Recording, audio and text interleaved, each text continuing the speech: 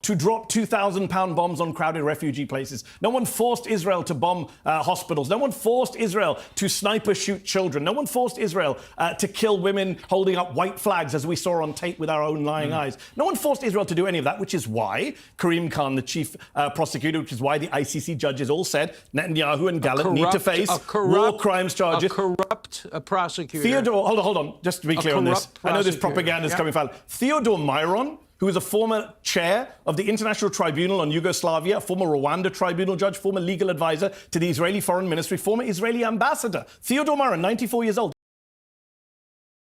What is up, everybody? Public verdict here? This one's a heavyweight exchange. Mehdi Hasan going head-to-head with Alan Dershowitz on Piers Morgan's show. And it gets tense from the very first exchange. The whole thing hinges on one specific, checkable claim. Has any Israeli soldier actually been prosecuted for deliberately killing a Palestinian child in this war? Mehdi says no, flat out, and dares Dershowitz to name one. Dershowitz says it's happened, but when pushed, he can't put a name to it. From there, it goes into the ICC charges against Netanyahu, whether lawyers should be judged for who they choose to defend, and the actual proportionality of this war's death toll. I'm going to break down what's verifiable here, what's genuinely contested, and where each side actually scored a real point instead of just noise. Drop a like, get subscribed, because this is exactly the kind of hard, detailed breakdown this channel exists for. Let's get into it. That's their goal, and I don't blame you.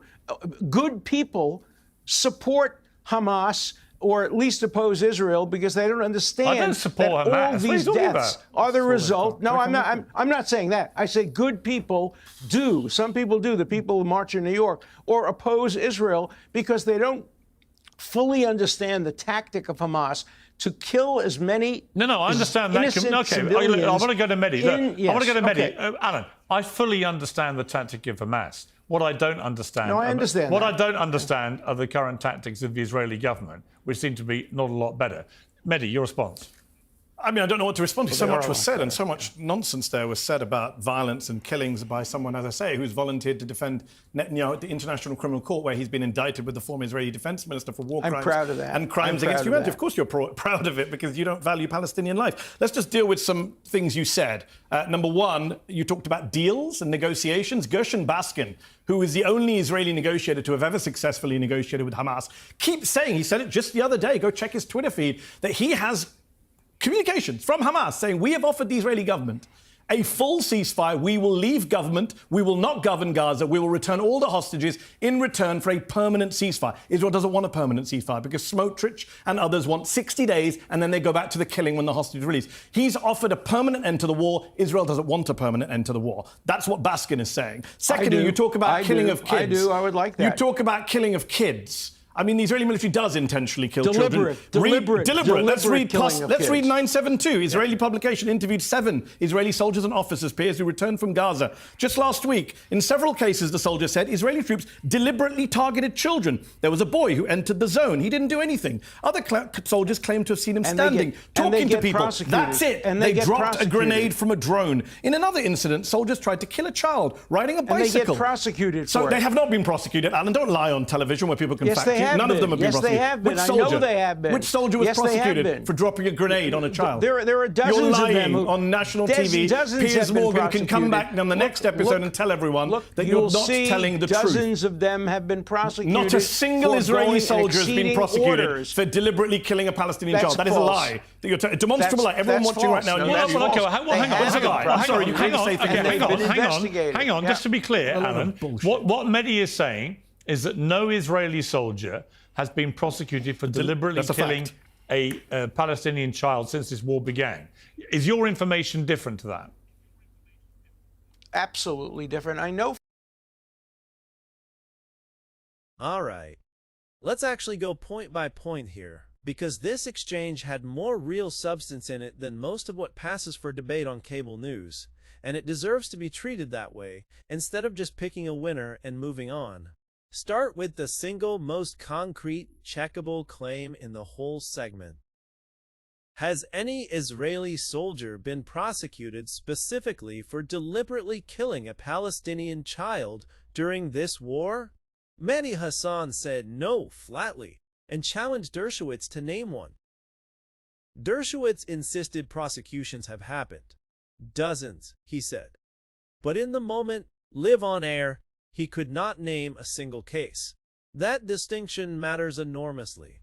An assertion is not evidence. When someone makes a specific, factual claim and gets challenged directly, and the response is, there are dozens, without naming even one, that's the moment where a claim either gets backed up or it doesn't. It didn't. That doesn't necessarily mean Mehdi's number is airtight either. But the burden was on Dershowitz in that exchange, and he didn't meet it. Then there's the legal ethics thread. And this one's worth handling carefully because it's a genuinely old and legitimate principle. The right to legal representation doesn't evaporate based on how unpopular or reviled a client is. That is actually foundational to how functioning legal systems work. And Dershowitz has a real point standing on that ground. But Mehdi's counter was sharp too. Would the same defense of everyone deserves representation be extended so comfortably if the client in question were, say, Putin? That's a fair consistency test. It doesn't dismantle the underlying principle, but it does expose that enthusiasm for defending controversial clients tends to track political sympathies more than pure legal ethics. And that's worth sitting with. On the ICC indictment itself, it's a documented fact that the court's prosecutors sought and judges issued arrest warrants against Netanyahu and the former Israeli defense minister for alleged war crimes and crimes against humanity. That's not in dispute. What is genuinely disputed, and this is important, is whether that process was fair, well-founded, and free of bias. Serious legal experts exist on both sides of that question. Citing one credentialed former tribunal judge in support of the indictment, like Mehdi did, is a legitimate point, but it doesn't settle a dispute where other credentialed experts land differently. That's not both sidesing for the sake of it. That's just where the actual legal community stands right now. The casualty numbers cited, tens of thousands of Palestinian deaths, mostly traced back to Gaza's health ministry, cross-referenced by UN and international bodies. Those figures are the subject of real, legitimate methodological debate. Given the difficulty of independent verification in an active war zone with restricted press access, that's worth taking seriously rather than treating any single number from any single source as beyond question. And then there's the word genocide itself, which came up in the broader clip. This might be the single most legally and factually contested word in the entire conflict. Some human rights bodies, legal scholars, and international proceedings have applied that framing. Other serious legal experts and governments argue the specific legal threshold, particularly the intent requirements, hasn't been established. This exchange didn't resolve that, and honestly, no single debate segment is going to. The honest move here is to present it as unresolved legal argument that it is not a verdict dressed up as consensus. Here's what actually cut through all the noise, though, and it's worth ending on. Dershowitz himself, pushed by Morgan, acknowledged that regardless of who's winning the argument strategically, the scale of civilian death is producing a real, measurable erosion of international support for Israel. That's true independent of how you assign blame for why the war has continued. That's not a talking point from one side. It's a strategic and moral reality that exists on its own terms. And it's rare to see a debate like this actually land on a shared, sobering fact instead of just two people talking past each other. So here's the real question we're sitting with.